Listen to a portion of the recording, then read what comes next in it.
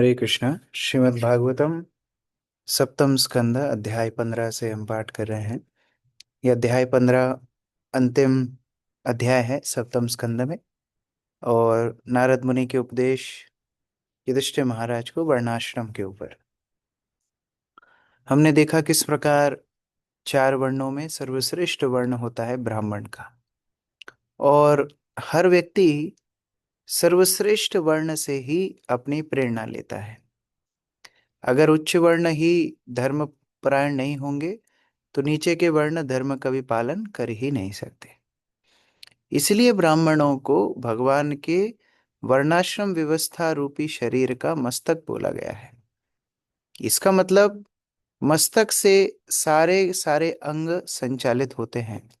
कोई व्यक्ति का हाथ टूटता है, चल जाता है। पैर टूटता है, फिर भी अपना जीवन चला लेता है। पेट की समस्याएं होती हैं तो भी चला लेता है। लेकिन अगर सिर ही नहीं रहेगा तो पूरा का पूरा शरीर अपनी क्रियाएं नहीं कर पाएगा। और इसलिए मस्तिष्क का सही होना बहुत आवश्यक है। और देखिए, मस्तिष्क होने के बाद भी अगर मस्तिष्क सही ना हो, अर्थात चेतना सही ना हो, व्यक्ति पागल हो जाए, दिमाग उसका खराब हो जाए, तो भी व्यक्ति अपनी सही स्थिति में नहीं रहता।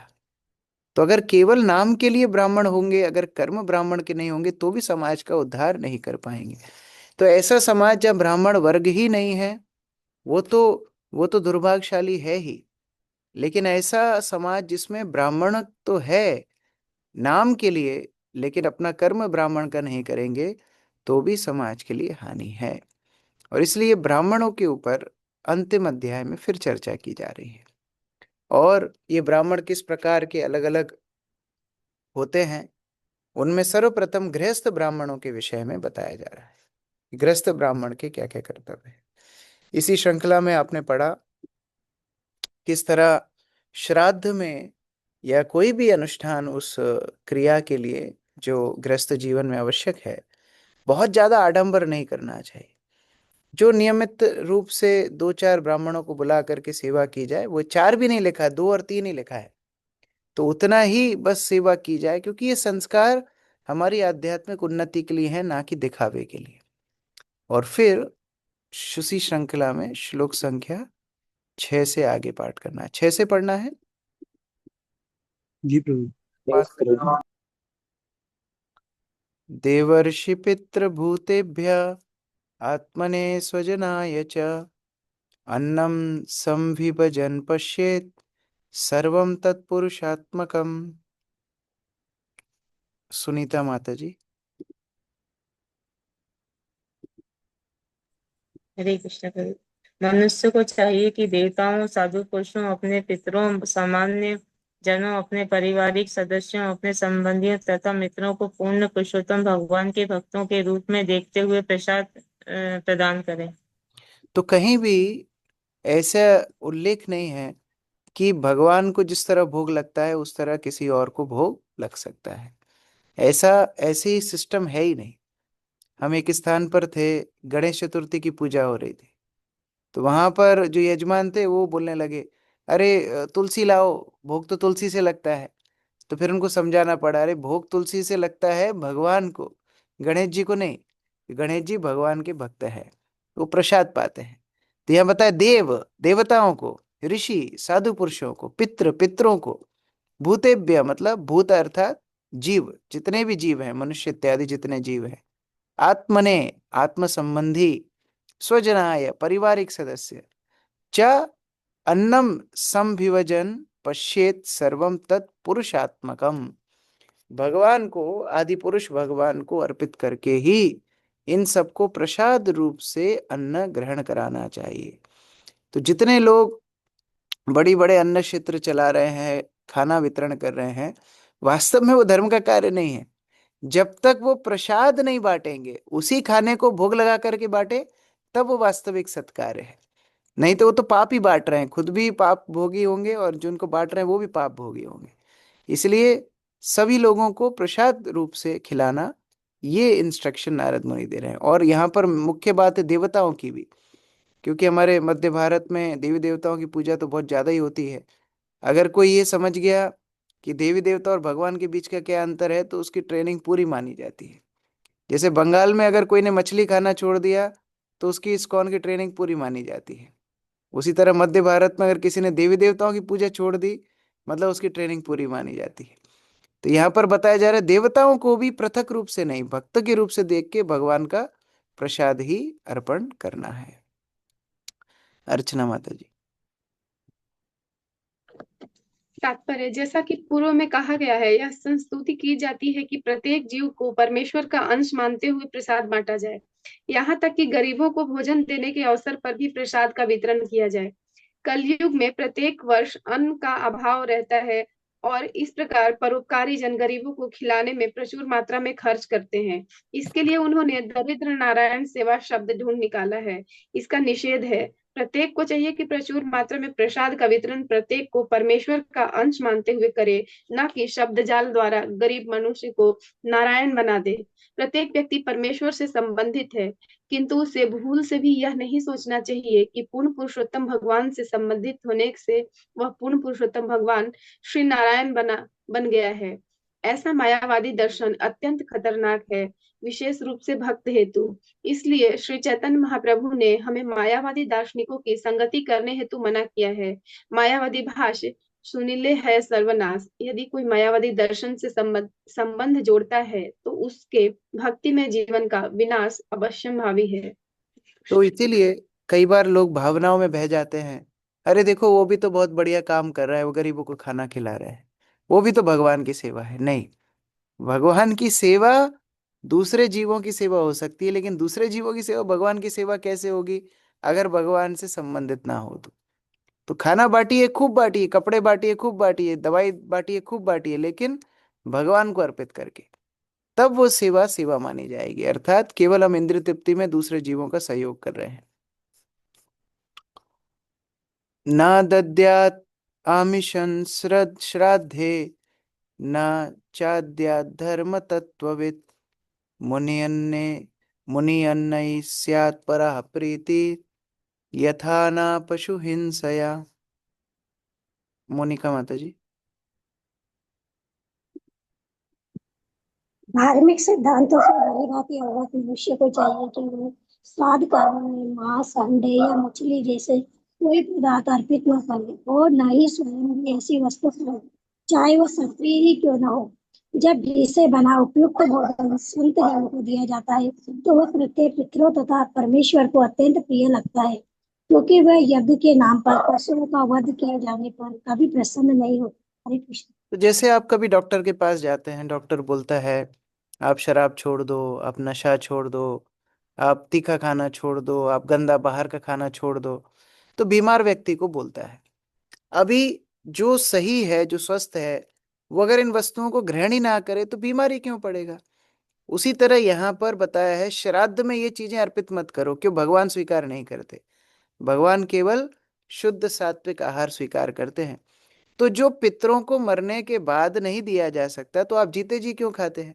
अगर जीते जी व्यक्ति नहीं खाएगा तो फिर ऐसे बंधन में पड़ेगा ही नहीं कि बाद में किसी को श्राद्ध करना पड़े, वो पहले ही भगवान के धाम चला जाएगा। इसलिए आहार शुद्धि भक्ति में अति आवश्यक है। नैतादृशः परो धर्मो नृणां सद्धर्मम् इच्छताम् न्यासो दंडस्य भूतेषु मनोवाक्कायाजस्य या। दीपिका माता जी।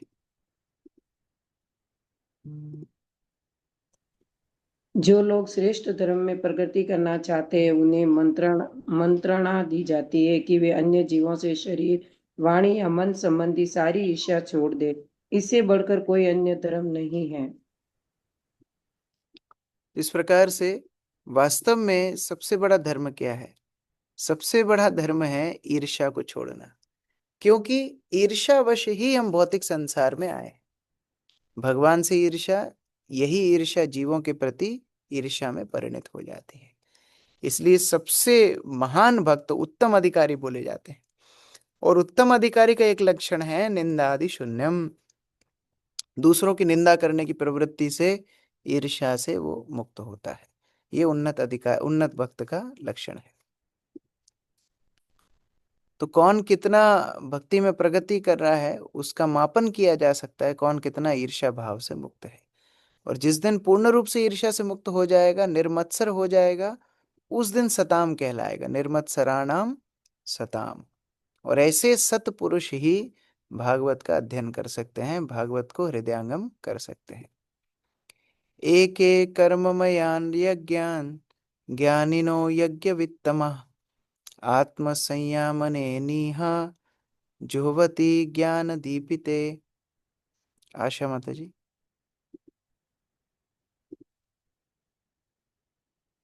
आध्यात्मिक ज्ञान के जागृत होने से यज्ञ के विषय में बुद्धिमान व्यक्ति धार्मिक नियमों के वास्तविक ज्ञाता तथा निष्काम भक्ति अपने आप को आध्यात्मिक ज्ञान की अथवा परम सत्य विषयक ज्ञान की अग्नि में संयमित बनाते हैं। वे कर्मकांडीय अनुष्ठान विधि को त्याग सकते हैं। ऐसे जो ज्ञान मार्ग पर चलने के लिए अभी तैयार हैं, भौतिक वासनाओं से मुक्त होने के लिए तैयार हैं, ऐसे ब्राह्मण फिर कर्मकांड अनुष्ठान को छोड़ सकते हैं, क्योंकि कर्मकांड का मुख्य उद्देश्य है भौतिक इंद्रिय तृप्ति करना, ये उसका मुख्य उद्देश्य होता है। ब्रजेश प्रभु। तो कई बार हम जब ये चाहे करते हैं इस्कॉन में आने के बाद कि इतने सारे पूजा पाठ रीति रिवाजों का क्या अर्थ है, तो लोग कई बार बुरा मान जाते हैं। लेकिन उनको अगर पूछा जाए वास्तव में कि ये रीति रिवाज आप कर रहे हो किसके लिए, तो निष्कर्ष निकलेगा इंद्रिय तृप्ति के लिए। क्योंकि जितने भी पूजा पाठ हैं उनकी जो कहानियां भी माताएं लोग पाठ वगैरह घर में पढ़ती हैं, उनमें दो ही चीजें होती हैं, ये करोगे व्रत तो ये मिल जाएगा और ये नहीं करोगे तो तुम्हारे यहाँ ये हानि हो जाएगी, बस। तो मतलब लाभ हानि के लिए ये सारे कार्य किए जा रहे हैं। लेकिन भक्ति में प्रवेश तो व्यक्ति करता ही ये सोच करके है कि मैं इस पूरे उलझन से झंझट से मुक्त होकर के भगवान की शरण में जाना चाहता हूँ, इसलिए कर्मकांड को वो छोड़ सकता है। यस। सामान्यतः व्यक्ति उच्च लोकों में जाने हेतु कर्मकांडी अनुष्ठानों में अधिक रुचि रखते हैं, किंतु जब मनुष्य का आध्यात्मिक ज्ञान जागृत हो जाता है तो वह ऊपर उठने के प्रति उदासीन होकर जीवन लक्ष्य ढूंढने हेतु ज्ञान यज्ञ में लग जाते हैं। जीवन का लक्ष्य जन्म तथा मृत्यु के दुखों को प्रकार से रोककर भगवत धाम को प्राप्त होना है। जब मनुष्य इस उद्देश्य हेतु ज्ञान का अनुशीलन करता है तो वह कर्म यज्ञ में लगे हुए लोगों की तुलना में उच्चतर पद पर स्थित समझा जाता है। हरे कृष्ण। गीता में ही भगवान ने बोला है कि कर्मी से ज्ञानी श्रेष्ठ है और ज्ञानी से योगी श्रेष्ठ है, इसलिए अर्जुन योगी बन जाओ। और योगियों में भी सर्वश्रेष्ठ योगी वो है जो मेरे भक्ति करता है। द्रव्य यज्ञैर्यक्ष्यमाणां दृष्ट्वा भूतानि बिभ्यति एषा मा करुणो हन्यात् अत्यज्ञो हि असुतृप् ध्रुवम्। आकर्षणे माता जी।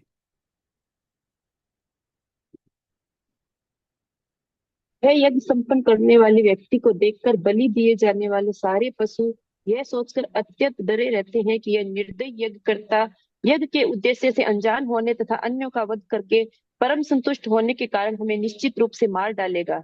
हरे कृष्ण। तो बलि अगर देनी है तो स्वयं के अहंकार की दीजिए, स्वयं की ईर्ष्या भाव की दीजिए, स्वयं की कोई प्रिय वस्तु को छोड़िए, तब जा करके वो बलि मानी जाएगी।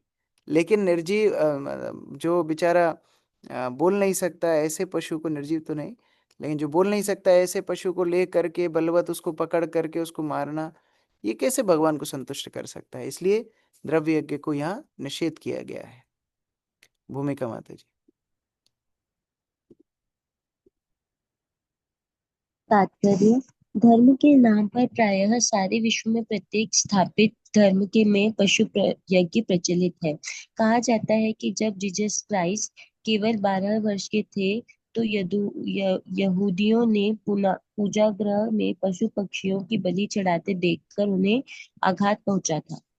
अतएव उन्होंने यहूदी धर्म त्याग कर ईसाई धर्म चलाया, जिसमें पुराने टेस्टामेंट के आदेश तू वध नहीं करेगा का दृढ़ता से पालन किया जाता था। किंतु इस समय यज्ञ के नाम पर न केवल पशुओं का वध किया जाता है, अपितु कसाई घरों की संख्या बढ़ जाने से पशु वध में प्रचुर वृद्धि हुई है। धर्म या भोजन के लिए पशुओं का वध अत्यंत घृणित है और यहाँ पर उसकी भत्सना की जाती है। जब तक कोई निर्दय न हो वह धर्म के नाम पर और भोजन के लिए पशुओं की बलि नहीं चढ़ा सकता।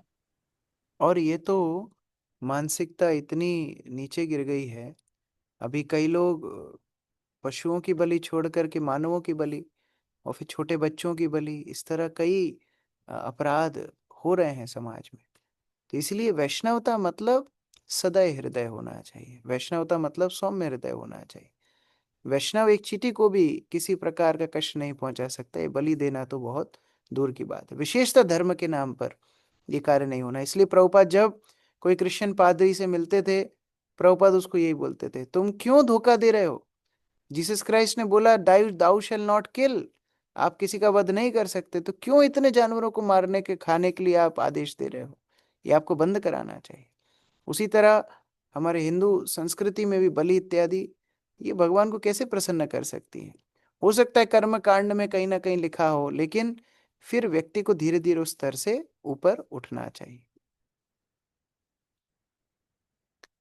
तस्मादेवोपपन्नेन मुनियन्नेप अन्ये नापि धर्मवित् संतुष्टो हर अह कुर्यान् नित्य नैमित्तिकी क्रिया। स्वाति माता।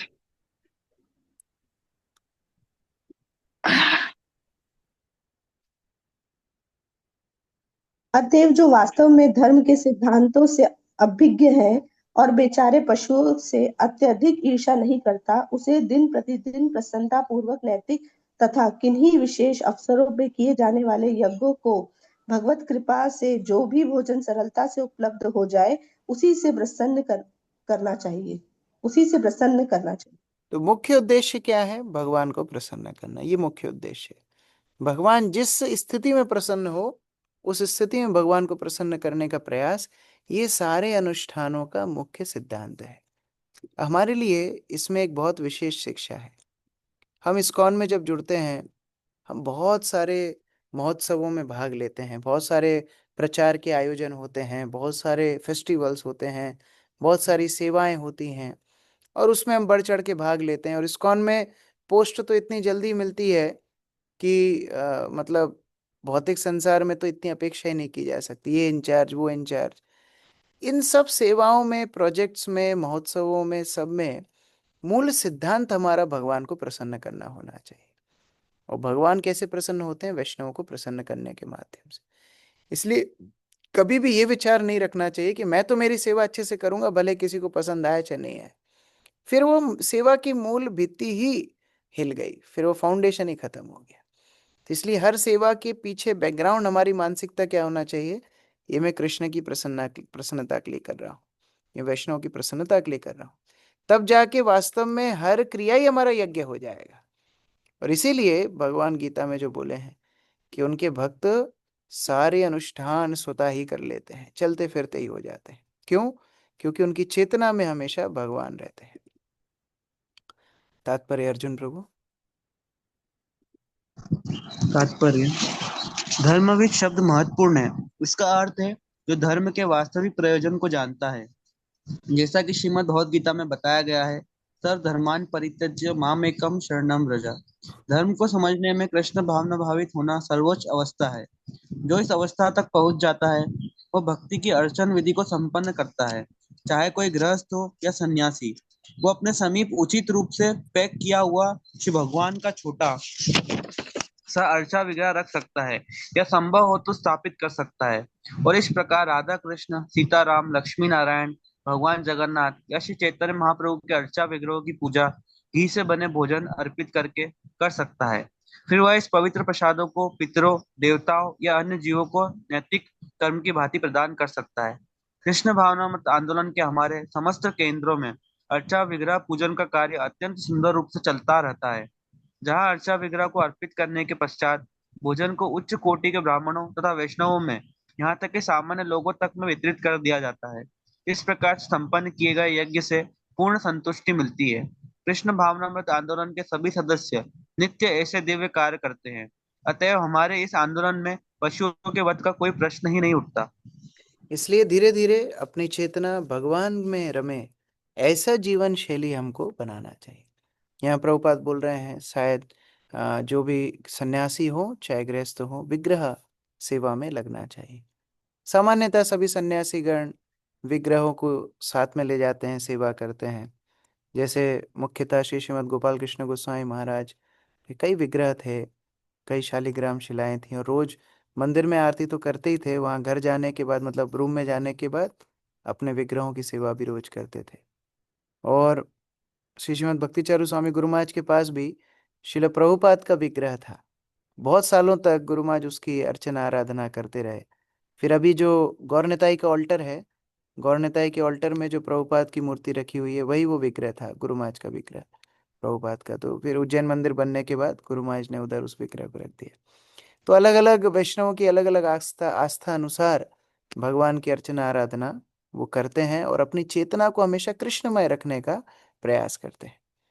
एक बार राधानाथ स्वामी महाराज से भी पूछा गया कि महाराज सब सन्यासियों का विग्रह होता है, आपका विग्रह कौन सा है, आप क्यों विग्रह लेके नहीं चलते?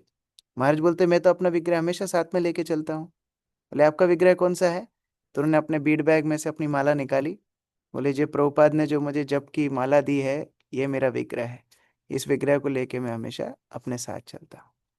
ऐसे ही गोपाल कृष्ण गोस्वामी महाराज को ही पूछा गया था कि महाराज आप प्रवचन देते हैं, फिर प्रवचन देने के साथ साथ जब प्रश्नोत्तर होते हैं तो आप बार बार बीड बैग में हाथ डालते हैं, ऐसा क्यों? तो महाराज बताते हैं, ये माला मुझे प्रभुपाद ने दी, तो इसको स्पर्श करके मुझे चेतना मिलती है कौन सा उत्तर देना है प्रश्न का। तो इस तरह ये सारे वैष्णव अपने उदाहरण से सिखाते हैं कि कैसे हमारी मानसिकता कृष्णमय हो। अनुष्ठानों से ज्यादा चेतना के ऊपर बल दिया जाए, ये वर्णाश्रम का मूल सिद्धांत है। हमारी चेतना किस दिशा में जा रही है? कई बार हम बाहर के आडंबरों से इतने आसक्त हो जाते हैं कि हम चेतना के ऊपर ध्यान देना ही भूल जाते हैं। ये मुख्य प्रयोजन है। विधर्म परधर्म च अभ्यास उपमा छला अधर्म शाखा पंचेम धर्म यज्ञ अधर्मवत त्यजेत। प्रकल्प प्रभु।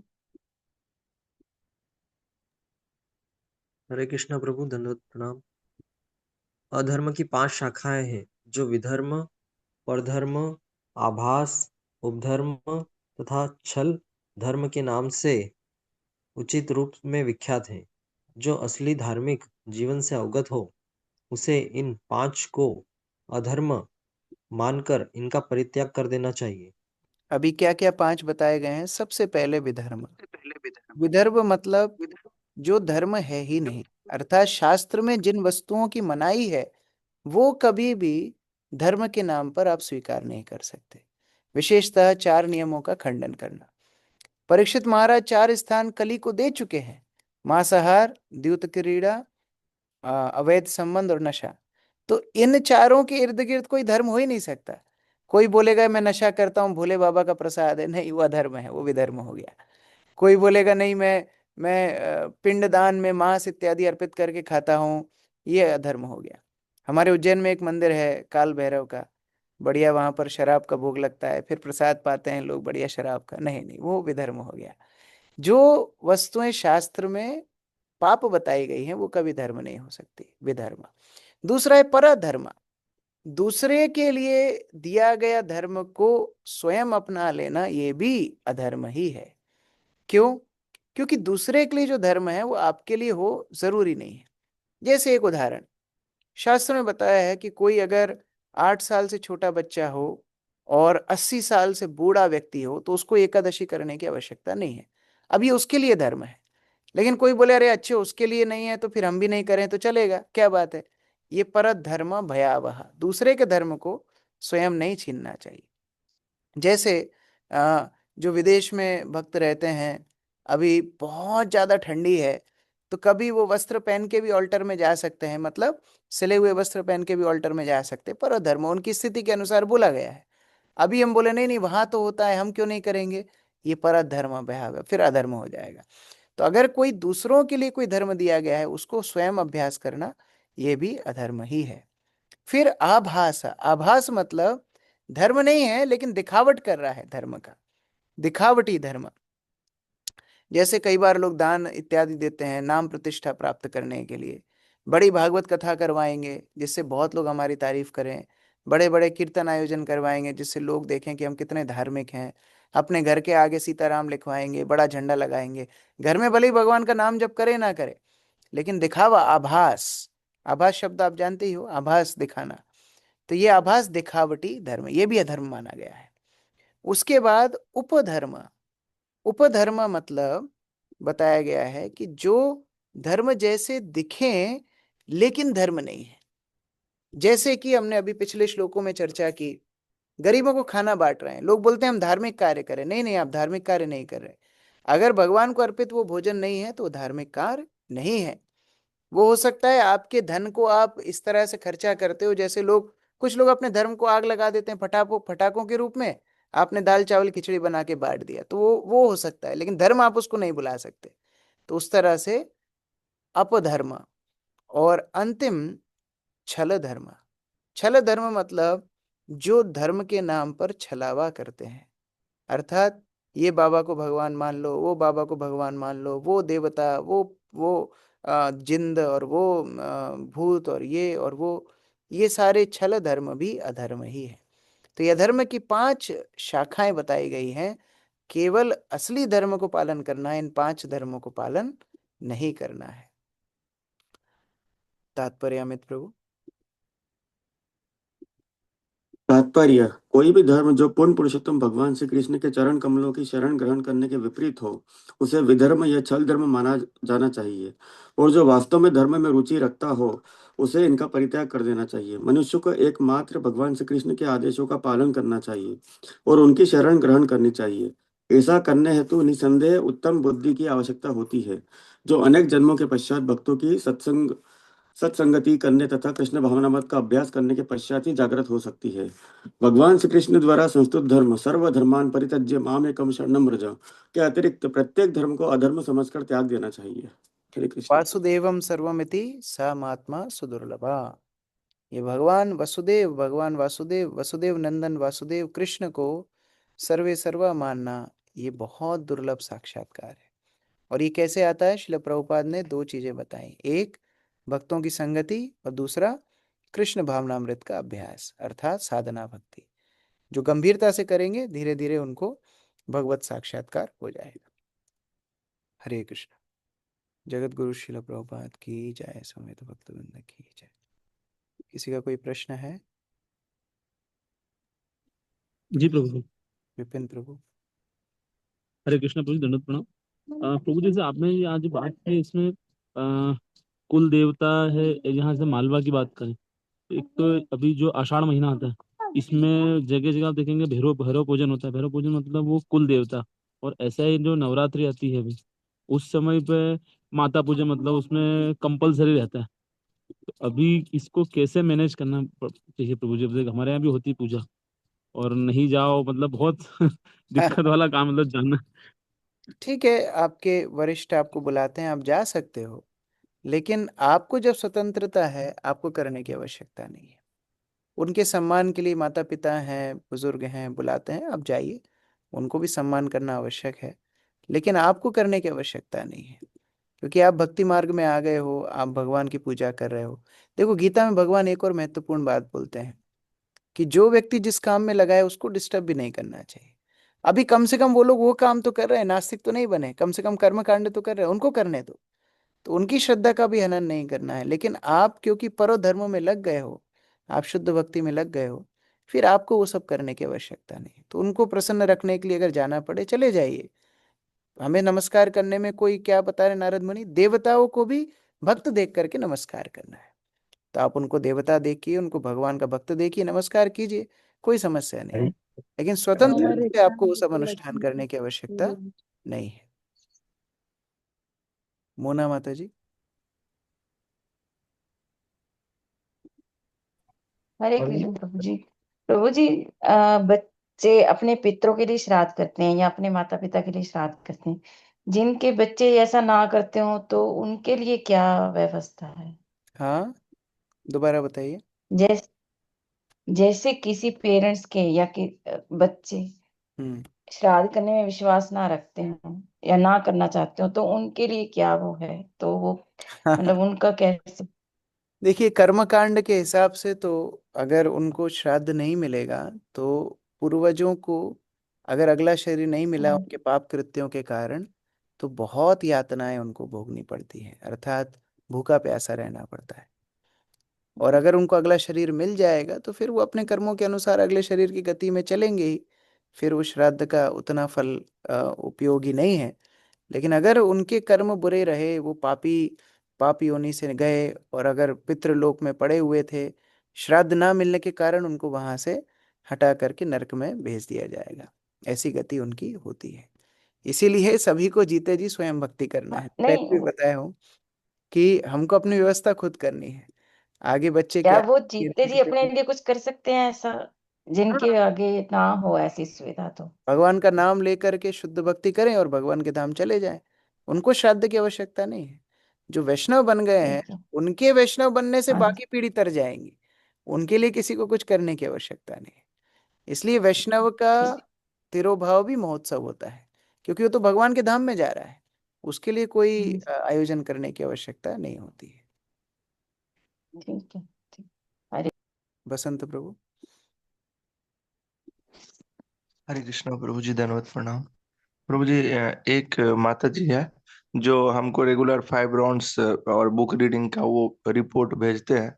वो माता जी का प्रश्न था कि वो बिहार से और उनके गांव में सभी लोग 6 तारीख को निर्जला एकादशी कर रहे हैं और अपन 7 को कर रहे हैं। वो पूछ रहे थे कि मेरे घर वाले बोल रहे थे को करो, तो मैं उन्हें क्या रिप्लाई देना चाहिए प्रभु जी?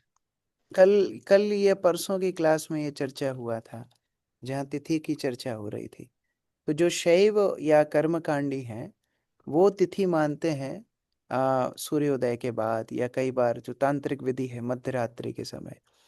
लेकिन वैष्णव जी तिथि मानते हैं जो ब्रह्म मुहूर्त में तिथि होती है, उस तिथि को। तो ब्रह्म मुहूर्त के समय तिथि लग रही है 7 तारीख। तो शुद्ध एकादशी दशमी के साथ जब मिलती है तो वो मान्य नहीं करते वैष्णव लोग। तो एकादशी वास्तव में 7 तारीख को सबको करना चाहिए। अभी प्रश्न है कि वो क्या करें। जी तो उनको जी। ये आप बता सकते हैं सिद्धांत, कि सिद्धांत तो ये है, बाकी फिर उनके ऊपर ही है वो कैसे उसको मैनेज करते हैं। सही चीज करने के लिए डरना नहीं चाहिए, जो शास्त्र में है वही करना चाहिए। तो इसमें कोई वो तो नहीं होगा कि घर वाले के अगेंस्ट जा रहे हैं, तो कोई ऐसा दिक्कत? दिक्कत तो होगी। प्रहलाद महाराज घर वालों के अगेंस्ट गए, बहुत दिक्कत हुई, फिर भगवान ने उसको सुलझाया। तो कुछ ना कुछ दिक्कत तो होगी। गलत तो काम मतलब करने के उनको लिए कोई क्लास ऐसी नहीं होती है जिसमें गलत काम करने के लिए प्रश्न पूछा जाए कि प्रभु जी मैं शराब पीऊंगा, थोड़े घर वाले नाराज होंगे, चलेगा क्या? कोई आज तक शराबी पूछा? कभी नहीं पूछा। बोला प्रभु जी थोड़ा मैं लड़कियों को घुमाऊंगा बाइक पे बैठा के, थोड़े घर वाले नाराज होंगे, चलेगा क्या? कोई आज तक ये प्रश्न जब से सृष्टि हुई है तो कोई ने नहीं पूछा। गलत काम करने के लिए किसी की चिंता नहीं होती है। सही काम करने के लिए सबकी चिंता होती है। अरे क्या ये कौन बोलेगा, पड़ोसी क्या बोलेगा, और वो बॉस क्या बोलेगा, और पूरे 21 पीढ़ियां क्या बोलेंगी, तब बहुत चिंता होती है। सही काम करने के लिए थोड़ा सा हिम्मत चाहिए। जब सही चीज कर रहे हो तो फिर समस्या क्या है? जी, मैं उन्हें बताऊंगा। Thank you so much. Raghav Prabhu. Hare Krishna Prabhu ji. Prabhu जी,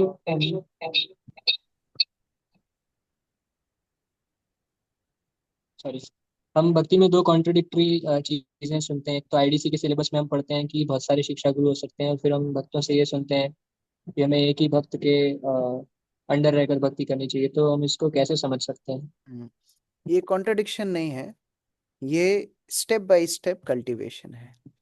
जैसे हमारी जब दीक्षा हुई थी तब भी मैंने बहुत बार चर्चा कर चुका हूँ। जब भी गुरु महाराज ने बोला था कि आप जब शरणागत होते हो तो आप एक वैष्णव से शुरुआत करते हो। क्योंकि क्या होता है, अगर बहुत सारे वैष्णवों से एक साथ हम गाइडेंस लेने लगते हैं तो फिर धीरे धीरे मानसिकता ये हो जाती है कि हमको जो अच्छा लगने लगता है फिर हम उतना उतना लेने लगते हैं।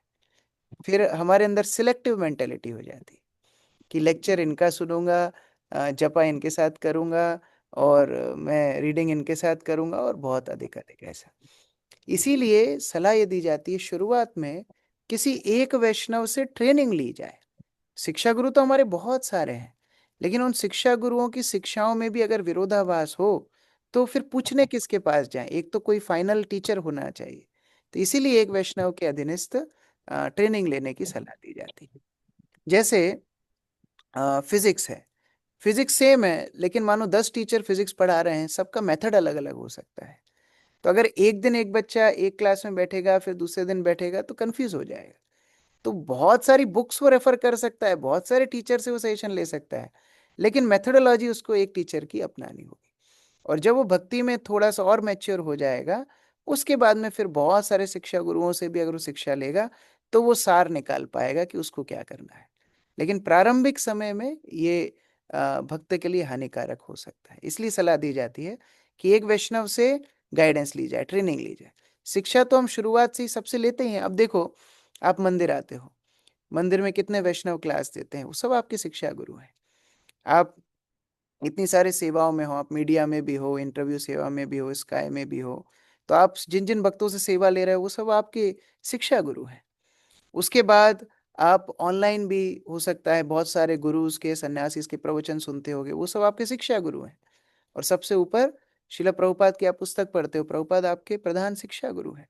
तो ऑलरेडी बहुत सारे शिक्षा गुरु हैं, लेकिन इन सब शिक्षाओं को चैनलाइज करने के लिए एक ट्रेनर, एक टीचर आवश्यक है प्रारंभिक जीवन में। तो इसलिए शुरू के भक्ति के शुरुआती 10-12 साल हम एक प्रॉपर ट्रेनिंग सिस्टम में अगर रहें, तो फिर भक्ति जीवन में आगे हमारी मैच्योरिटी बहुत अच्छे से स्टेबलाइज हो जाती है। तो उसका वो विरोधाभास नहीं, एक स्टेप बाय स्टेप प्रोसीजर है। ठीक है, परमेश्वरी माता जी। हरे कृष्णा प्रभु, दंड प्रणाम। प्रभु जी, जैसे अभी आपने बताया कि जनरली जो लोग देवी देवताओं के पास जाते हैं, उनका मोटिव होता है, फास्ट करते हैं तो उनका मोटिव होता है इंद्रिय तृप्ति इत्यादि। सो अभी हम लोग जैसे प्रोसेस फॉलो कर रहे हैं, लेकिन हमारी अभी भी मेंटेलिटी यही होती है कि जैसे चलो सुख शांति के लिए, घर में सुख शांति के लिए हम नरसिंह यज्ञ करवा लें, या इसी तरह से हम भगवान से अपनी इच्छा पूर्ति के लिए जाते हैं भगवान के पास। तो नो डाउट ये मेंटेलिटी भी हमारी ठीक नहीं है, शुद्ध भक्ति नहीं है। लेकिन किस तरह से अपने आप को हम और ट्रेनिंग दे सकते हैं कि हम इस प्रोसेस में आगे बढ़े? उसको कर्मयोग बोलते हैं। जो आप बता रही हैं, कर्मकांड अर्थात शास्त्र अनुसार अपनी इंद्रिय तृप्ति को पूरा करना। कर्म योग अर्थात इंद्रिय तृप्ति तो करना। इंद्रिय तृप्ति का मतलब केवल इंद्रिय भोग ही नहीं है। इंद्रिय तृप्ति का मतलब जो हमारी इच्छाएं हैं, जैसे घर शांति भी एक इच्छा है, या हमारी कोई समस्या की हमको समाधान चाहिए, वो सब के लिए अगर भगवान के पास जाते हैं तो उसको कर्म योग बोला जाता है। योग अर्थात भगवान से जुड़ा हुआ है, लेकिन कर्म प्रधान है। इसीलिए धीरे धीरे धीरे संकीर्तन के ऊपर बल देना चाहिए। यहाँ होइते सर्व सिद्धि होई बे जहाँ तुम्हार, यहाँ छड़ी विधि नहीं यार। यहाँ ये हरिनाम संकीर्तन सारी सिद्धियां देने वाला है, चैतन्य भागवत में लिखा है। और इसको छोड़ करके इससे श्रेष्ठ और कोई विधि नहीं है। ये चैतन्य भागवत में चैतन्य महाप्रभु स्वयं घोषणा करते हैं। इसलिए धीरे धीरे धीरे हरिनाम एव केवलम, हरिनाम एव केवलम स्वयं को स्मरण दिलाना चाहिए। धीरे धीरे सारी इच्छाएं उस हरिनाम से पूरी होंगी। तो यद्यपि हम देखते हैं अभी तो मंदिरों में भी यज्ञ चलते ही रहते हैं, गीता यज्ञ और नरसिंह यज्ञ और ये यज्ञ और वो यज्ञ, लेकिन वास्तव में मुख्य है हरिनाम। अपनी भावना वही रखना है कि अगर मैं हरिनाम का आश्रय ले रहा हूँ तो सारी सिद्धियां इस हरिनाम के माध्यम से आने वाली। अगर मुझे भक्ति करना ही है तो मिश्रित भक्ति क्यों, मैं शुद्ध भक्ति क्यों ना करूं? अगर मैं अपना समय दे ही रहा हूं तो क्यों ना इसी जीवन में शुद्ध भक्ति के स्तर पे पहुंचने का मैं प्रयास करूं। मेरे गुरु ने, प्रभुपाद ने मुझे इतनी कृपा दी, तो फिर मैं इसी जीवन में शुद्ध भक्त बनूं, ये हमारा टारगेट होना चाहिए। ठीक है। तो प्रभु जी, तो फिर क्या होता है, कई बारी अगर हम लोग सरेंडर भी करना चाहते हैं, मतलब कि हमारा होता है कि हम जानते हैं इस चीज को कि हरिनाम ही सब कुछ है, लेकिन जब हमारी लाइफ में कुछ ऊपर नीचे होता है तो भक्त लोग ही हमें गाइड करते हैं कि आप ऐसा कर लीजिए, आप ऐसा कर लीजिए। तो वहां पर फिर हम डामाडोल हो जाते हैं कि अब क्या करना चाहिए। भक्त की बहुत सारी परिभाषा है। भक्त कनिष्ठ अधिकारी हैं, मध्यम अधिकारी हैं, उत्तम अधिकारी है। तो कनिष्ठ अधिकारी, मध्यम अधिकारी दोनों अलग अलग तरह के समाधान बता सकते हैं। लेकिन उत्तम अधिकारी भक्त क्या बोलेंगे? उत्तम अधिकारी भक्त जैसे शिल प्रभुपाद, वो क्या निर्देश दे रहे हैं? वो प्रधान है। तो अगर वो ये बोलते हैं कि कृष्ण के ऊपर समर्पित रहो, शरणागति ये भक्त का मुख्य अंग है, तो हमको उसके ऊपर ज्यादा ध्यान देना है। इसलिए मैं बोल रहा हूँ बहुत सारी चीजें चलेंगी, बहुत सारी चीजें मंदिर में भी आप देखोगे, बहुत सारे भक्तों को भी बहुत कुछ करते हुए देखोगे, लेकिन आपका मुख्य गाइडिंग फोर्स होना चाहिए शिला प्रभुपाद की पुस्तक। वहां से हमको ठीक ठीक समाधान मिलेगा। वो क्या चाहते थे, वो हमें क्या निर्देश देना चाहते थे, वो हमको पालन करना है। और देखिए ये जिम्मेदारी हमारी जनरेशन के ऊपर बहुत है, क्योंकि अब प्रभुपाद के डिसाइपल धीरे धीरे जाते जा रहे हैं। तो अभी हम लोग भी ठीक मूड प्रभुपाद का नहीं समझेंगे उनकी पुस्तकों से, उनके शिष्यों से, उनके प्रवचनों से, तो आगे की जनरेशन को हम क्या देंगे? फिर हम वही सब समाधान में लगे रह जाएंगे और प्रभुपाद की मुख्य श्रवण कीर्तन का आंदोलन बंद हो जाएगा। इसलिए बहुत सारे भक्त बहुत कुछ बोलेंगे, लेकिन हमको देखना है कि हमारे आचार्य, हमारे संस्थापक आचार्य से वो मूड मैच कर रहा है कि नहीं। प्रभु जी, पर्सनली मुझे कुछ डिस्कस करना है, क्या क्लास के बाद मैं कर सकती हूँ आपको कॉल? हाँ ठीक है, यहाँ तो 10 बजे हैं रात के। ओ सॉरी, कल सुबह जिस आपको टाइम लगा, आपको। कल सुबह ठीक है मैं प्रभु आपको जी। लगाता हूँ, आपका शाम रहेगी। ठीक है जी ठीक है, थैंक यू प्रभु। मानसी राधा माता जी। हरे कृष्णा प्रभु जी। प्रभु जी, मैं ये पूछना चाह रही थी, जैसे अभी हमें ना परसों नरसों ये इधर अष्टविनायक मंदिर बना है नया, वहां गए थे। तो वहाँ ये ना उन्होंने क्या करा, गणेश जी रिद्धि सिद्धि बने हुए हैं। तो रिद्धि सिद्धि के पास जो है अपनी राधा मदन मोहन ललिता देवी विशाखा देवी की फोटो वहाँ नीचे पेड़ के पास रखी है, मतलब रिद्धि सिद्धि के नीचे वहां बना। मैं आपको फोटो भी भेजूंगी उसका। तो मतलब वहां मुझे ऐसा विचार आया कि यहाँ इनको बोलना चाहिए ये फोटो या तो वहां ऊपर लगाओ, या पर मैंने कहा कि बोले कि नहीं बोले, तो ऐसी जगह पे क्या करना चाहिए प्रभु जी अपने को? देखिए जहाँ जहाँ हमारा अधिकार हो वहाँ बोलने से फायदा होगा, जहाँ अधिकार नहीं है वहाँ बोलने से वो बात खाली चली जाएगी, लोग उसके ऊपर उतना श्रद्धा नहीं करेंगे। तो ठीक है, आप भगवान से मनी मन प्रार्थना करो कि भगवान ये तो उचित नहीं है आपको इधर रखा हुआ है, आप ऐसा आयोजन कीजिए कि ये ठीक हो जाए। तो भगवान को प्रार्थना कर सकते हैं और जेंटली एक बार बोल के देख सकते हैं, मानेंगे तो अच्छा ही है, नहीं मानेंगे तो फिर कोई बात नहीं, कि जहाँ अधिकार नहीं है वो कार्य हम नहीं कर सकते। अभी लंदन में आप जाएंगे, ब्रिटिश म्यूजियम में भगवान की मूर्तियां रखी हुई है, म्यूजियम में लोग देखने आते हैं जूता चप्पल पहन करके। अब उनको बोलने से मानेंगे थोड़ी। तो जहाँ अधिकार है वहाँ बोलना अच्छा है, जहाँ अधिकार नहीं है फिर वहाँ बोलने से निरर्थक हो जाती है। तो प्रभु जी अपन को थोड़ा सा लगता है ना कि अरे बिल्कुल ऐसा थोड़ा मन में लगा, पर एटलीस्ट ऐसा लगता है कि एक बार अपन बोले तो सही उनको कि हाँ अब ठीक है प्रयास मान। प्रयास करके देख सकते हैं। और थोड़ा सा मतलब है जान पहचान भी जो मतलब जहाँ वो बूढ़े वगैरह थे, बहुत इच्छा थी, पर उस दिन बहुत भीड़ थी, पर मैंने कहा सेकेंड बार जाऊंगी तो जरूर बोलूंगी, हाँ तो मैंने पहले आपसे पूछी मैं ये चीज। Yes. Hare Krishna Prabhu, thank you. देश प्रभु। हरे कृष्ण प्रभु जी, धन्यवाद प्रणाम। प्रभु जी, निंदा और ईर्ष्या में ऐसा होता है कि जैसे हम किसी की निंदा करते हैं तो ईर्ष्या जन्म जन्म ईर्ष्या का जन्म होता है। नहीं, ईर्ष्या तो के कारण निंदा होती है। जो मानसिक निंदा है, जो मानसिक निंदा है वो ईर्ष्या है, और वाचिक निंदा को हम सुन पाते हैं। तो मन में जो विचार होते हैं वो मुख के वाणी के जरिए बाहर आ जाते हैं, और फिर और उग्र होगा तो फिर हाथ पैर भी चलाएगा, फिर वो शारीरिक हिंसा करने पर दौड़ जाएगा। तो इसलिए पहले मन में ईर्ष्या जन्म लेती है, और फिर उस ईर्ष्या के ऊपर व्यक्ति जब मनन चिंतन करता है तो वो शब्दों में भी आ जाती है। और ये आप देखेंगे कई बार हमको लगता है नहीं नहीं हम तो मन में सोच रहे हैं इस भक्त के बारे में, हम बाहर थोड़ी बोलेंगे, लेकिन मन में चलता रहेगा वो ईर्ष्या भाव, फिर वाणी में एक ना एक दिन आ ही। ये ईर्ष्या भाव पहले मन में जन्म लेता है, फिर निंदा मुख पर आती है। तो ईर्ष्या को छोड़ने का तरीका ये अच्छा है कि अब उसके बारे में अच्छे अच्छे विचार लाए, हाँ, उसकी मन में। ईर्ष्या का समाधान है गुणगान। वैष्णवों का गुणगान करना चाहिए, भगवान का गुणगान करना चाहिए। जब हम वैष्णवों को और भगवान का गुणगान करते हैं ईर्ष्या से मुक्त हो जाते हैं। तो कोई जो वैष्णव है ही नहीं प्रभु, जिसके जिसके जिसके कारण हमारे मन में इच्छा आ रही है उसके प्रति, वैष्णव नहीं है, तो उसके लिए क्या करें? उसको छोड़ दे, उसका दिमाग उससे उसके दूर लिए कुछ रहना है, विचार ही ना करें। उससे दूर रहना है। भौतिक व्यक्तियों से, ईर्ष्या से अगर मुक्त होना है तो उनसे दूर रहना है, ये उसका समाधान है।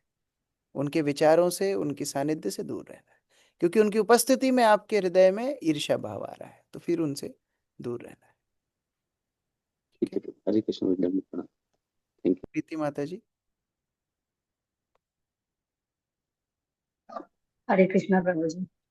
प्रभु जी मैं थोड़ी कंफ्यूज हूँ, जैसे कि मकान होता है नया, तो अपन पंडित वगैरह से पूछते हैं तो कहते हैं आज डेट है, कल डेट नहीं है, परसों डेट है, मुहूर्त ही नहीं है इतने लंबे। लेकिन यदि हम इस्कॉन में जाते हैं तो हमसे कहते हैं कि सब डे ऑस्पिशियस है, आप संकीर्तन कराइए और प्रभु का नाम हम कीर्तन करेंगे तो सब शुभ है। तो मैं थोड़ी कंफ्यूज सी हो जाती हूँ। मुझे फॉलो तो इस्कॉन को ही पूरा करना है, तो लेकिन घर वाले यदि उनमें से कोई एक भी जना है वो बोलेगा कि नहीं पंडित से पूछ लो, तो मैं इसको कैसे अपने घर वालों को समझाऊं और क्या चीज मैं गलत सोच रही हूँ वो अगर भी मुझे कोई बताएं। प्रमाणित जानकार है तो मुहूर्त निकाल सकता है, उनका प्रभाव होता है, लेकिन वो सारे कर्म कांड के लिए मुहूर्त होते हैं। भगवान के संकीर्तन के लिए कोई काल, कोई नियम का विचार नहीं। इसलिए भक्त लोग जो बोल रहे हैं वो भी सही है, और पंडित जो बोल रहे हैं वो भी सही है, क्योंकि उनकी गणना के हिसाब से वो कर्म कांड के लिए मुहूर्त निकाल रहे हैं, तो वो सही बात बोल रहे हैं। लेकिन भक्त लोग हरिनाम संकीर्तन के लिए बोल रहे हैं, तो उसके लिए कोई मुहूर्त की आवश्यकता नहीं है।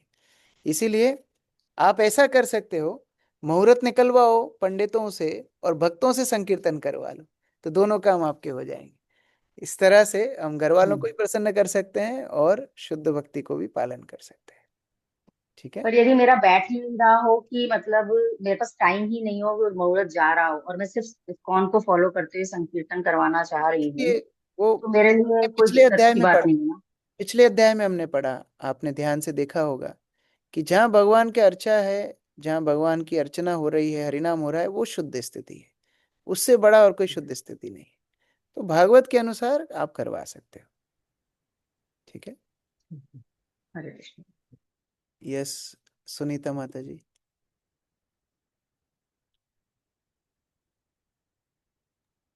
हरे कृष्ण प्रभु जी।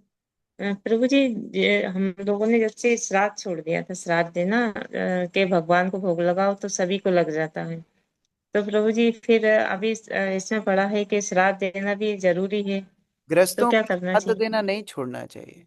आप भगवान का प्रसाद लेके शिप्रा में अर्पित कर सकते हो, पितरों के माध्यम से, पितरों के उद्देश्य से, ये आप कर सकते हो।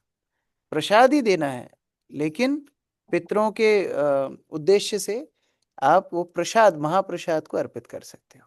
तो वैष्णव ये करते हैं।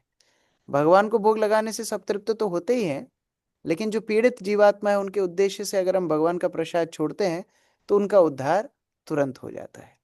इसलिए ये आप कर सकते हो, भगवान का राजभोग प्रसाद लेकर के उनके निमित्त आप अर्पण कर सकते हो। ठीक है। ठीक है। रेवती जीवन प्रभु। हरे कृष्णा, दंडवत प्रणाम प्रभु। प्रभु जी 2019 में आपके साथ भक्ति चारू महाराज से मैं देसाई पर हुआ था मेरा, उस टाइम में आपकी और मेरी मुलाकात हुई थी। मैं संभाजी नगर महाराष्ट्र में रहता हूँ। अच्छा, हाँ, यस। परसों ही ज्वाइंट हुआ हूँ। बहुत बहुत धन्यवाद आपका। प्रभु अरे जी प्रश्न मेरा ऐसा था, भगवान को भोग लगाते हैं गणपति को या देवी देवताओं को, तो वो भोग हमने ग्रहण करना चाहिए क्या? दूसरा प्रश्न ये है प्रभु जी, निर्जल एकादशी, हम सारी एकादशियां करते हैं तो हम कुछ तो भी बगर वगैरह खिचड़ी वगैरह खा लेते हैं, तो फिर ये पांडव एकादशी और ये जो भगवत गीता एकादशी जो आती है हमारी, तो ये हम निर्जल क्यों करते हैं? बहुत अच्छा प्रश्न है।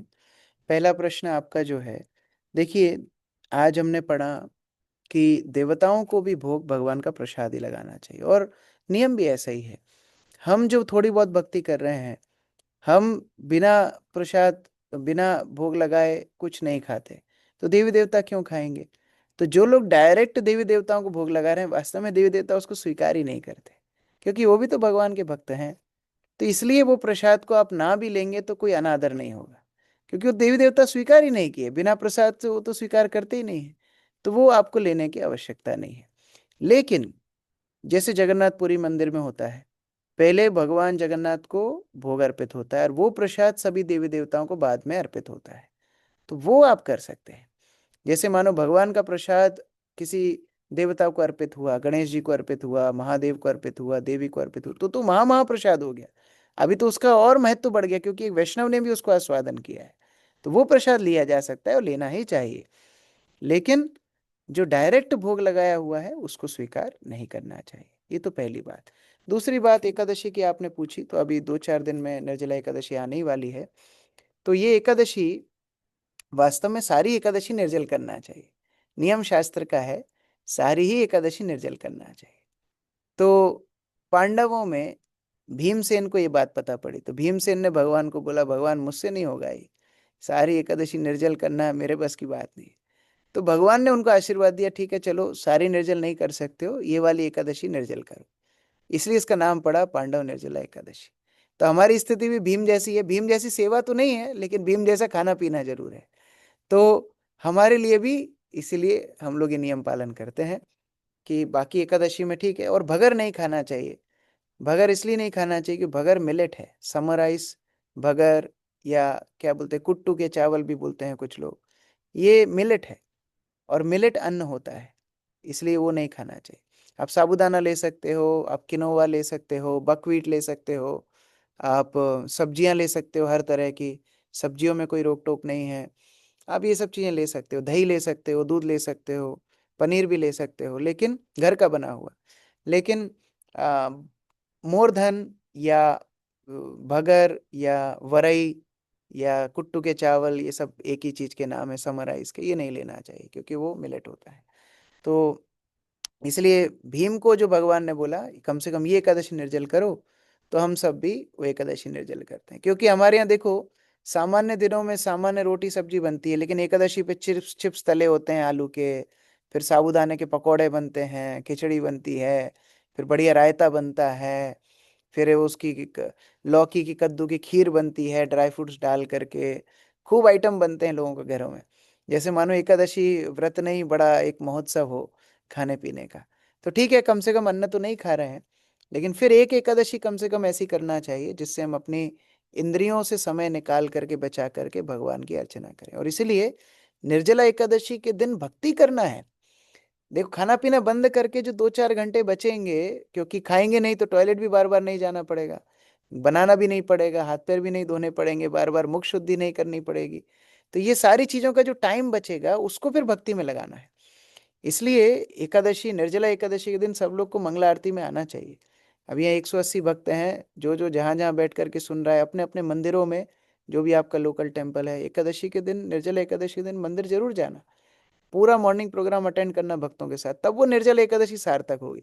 केवल घर में बैठ करके निर्जल करेंगे और सोचेंगे अरे पारण कब होगा, कब होगा, कब होगा, वो निर्जल एकादशी का उद्देश्य नहीं है। निर्जल एकादशी मतलब शारीरिक चेतना कम, आध्यात्मिक चेतना ज्यादा।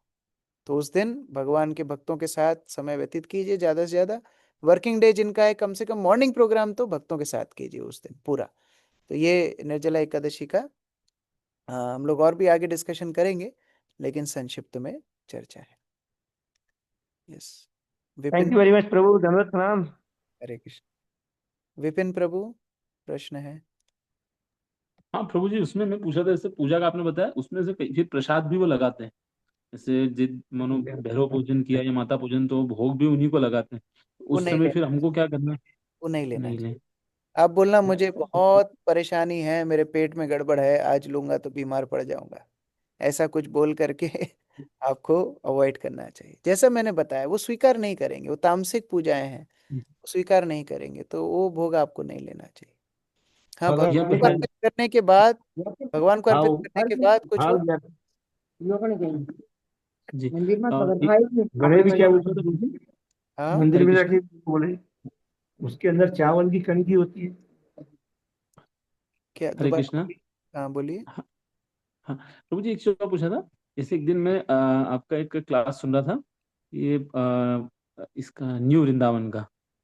तो प्रभु जी से उसमें आपने बता रहे थे उसमें कि भक्तों ने वहाँ मतलब बहुत किस तरह से मतलब उसको बनाया है।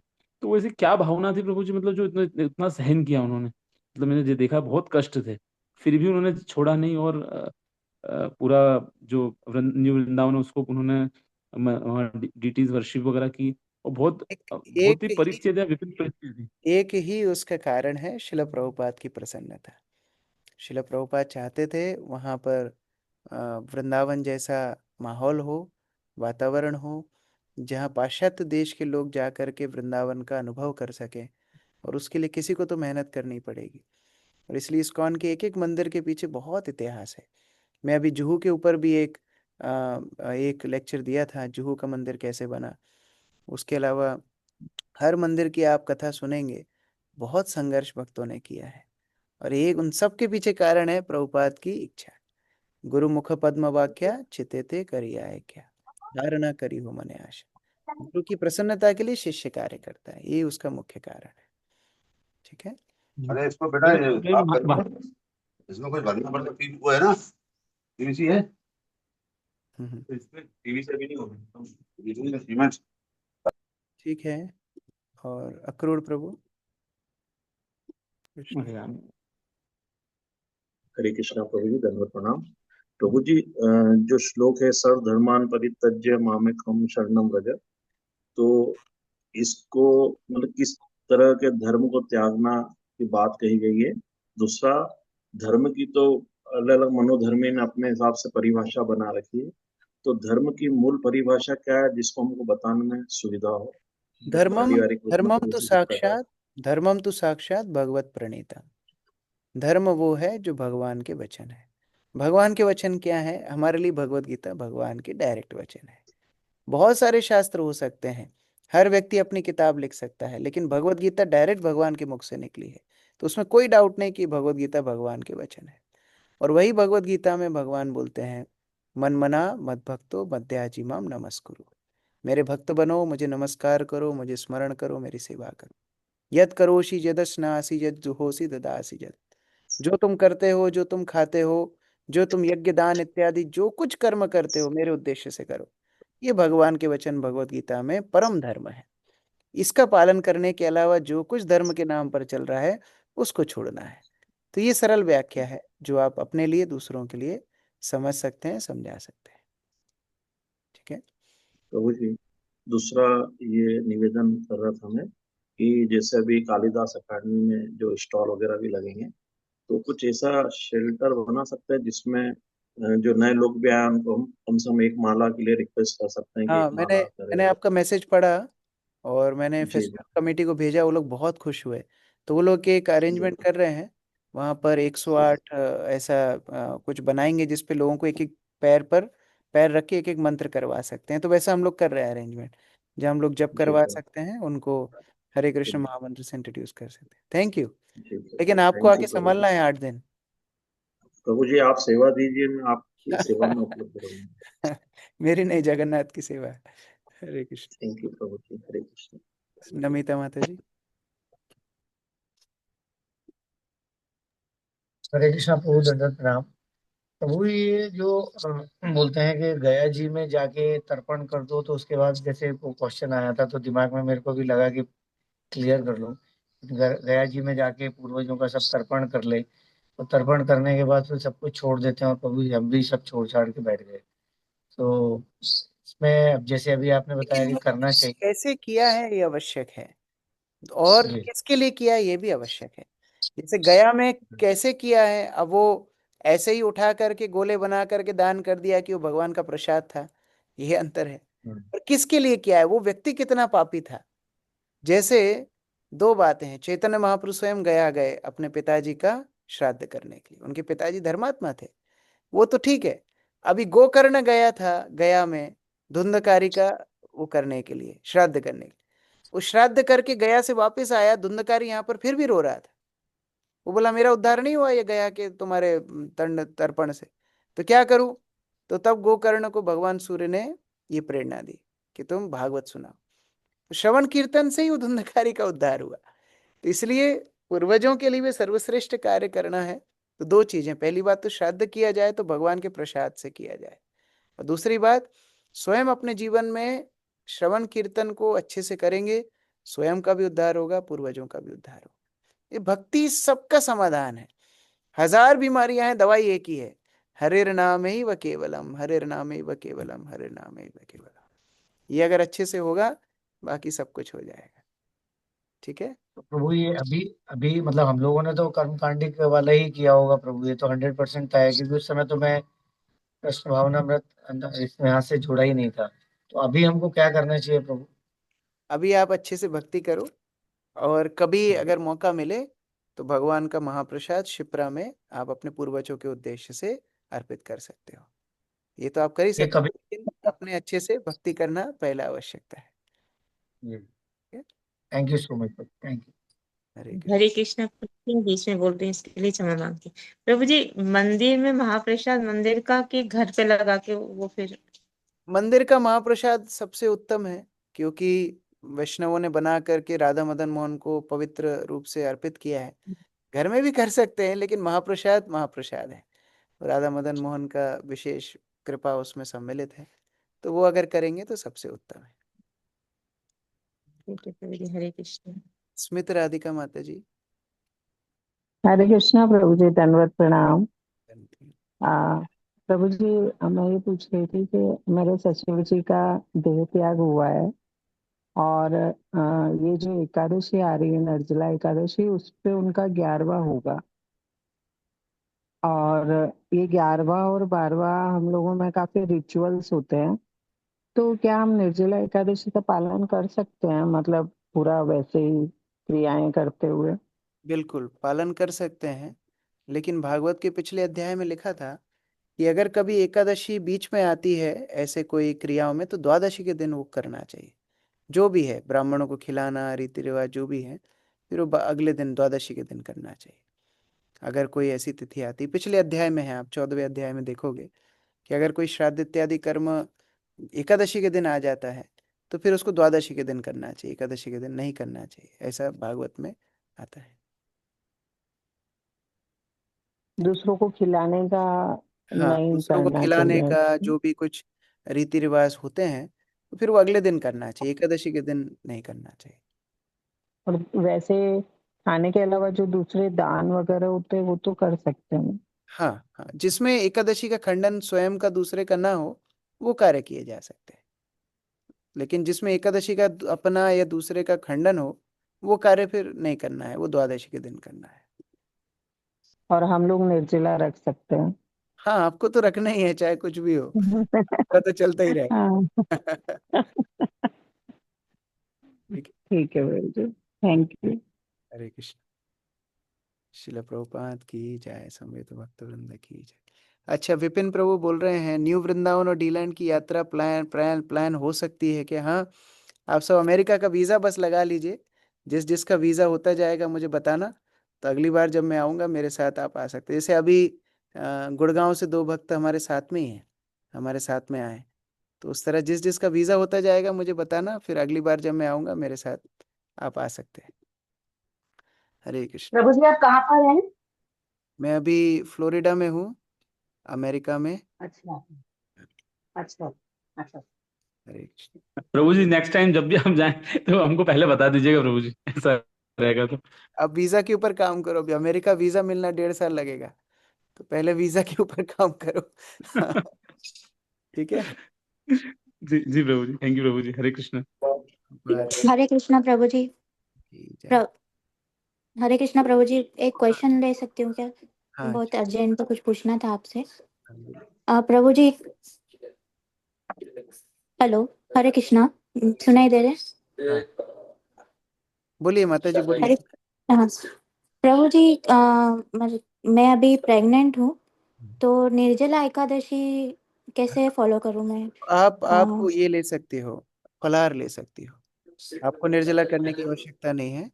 आप फ्रूट्स भी ले सकती हो और फलाहार भी ले सकती हो, जैसे जो अन्न नहीं है, साबूदाने का या सब्जियां सब्जियां ले सकती हो, आप सूप बना सकती हो सब्जियों का, ये सारी चीजें आप ले सकती हो। ठीक है। ओके प्रभु जी। जैसे प्रभु जी, पिछली बार वाली एकादशी में एक्चुअली मुझे कुछ हेल्थ इशू हो गया था, तो सिर्फ एकादशी प्रसाद से मुझे हो नहीं रहा था, तो मैंने अन्न खा लिया था, तो उसका कैसे मतलब पश्चाताप करूँ मैं? ठीक है, अभी पश्चाताप तो हरिनाम ही है सारी चीजों का। आप हरिनाम अच्छे से कीजिए, ज्यादा माला कर सकते हैं। लेकिन देखिए, एक दिन एकादशी के दिन अगर आप अन्न छोड़ के बाकी चीजें भी खा सकते हैं, जैसे मैंने बताया प्रोटीन के लिए आप पनीर खाइए, पनीर अन्न नहीं, आप पनीर ले सकते हैं, घर पे बनाइए पनीर खाइए, दही खाइए, उसमें प्रोबायोटिक्स हैं। फिर आप हर तरह का सलाद खा सकते हो, हर तरह की सब्जियां खा सकते हो, अन्न छोड़ के बहुत सारी चीजें, तो वो आप खा सकते हो आपकी अभी प्रेगनेंसी के समय पर, लेकिन अन्न खाना अवॉइड करना है। ओके प्रभु जी, थैंक यू प्रभु जी। हरे कृष्ण। श्रील प्रभुपाद की जय, समवेत भक्त वृंद की जय। हरे कृष्ण।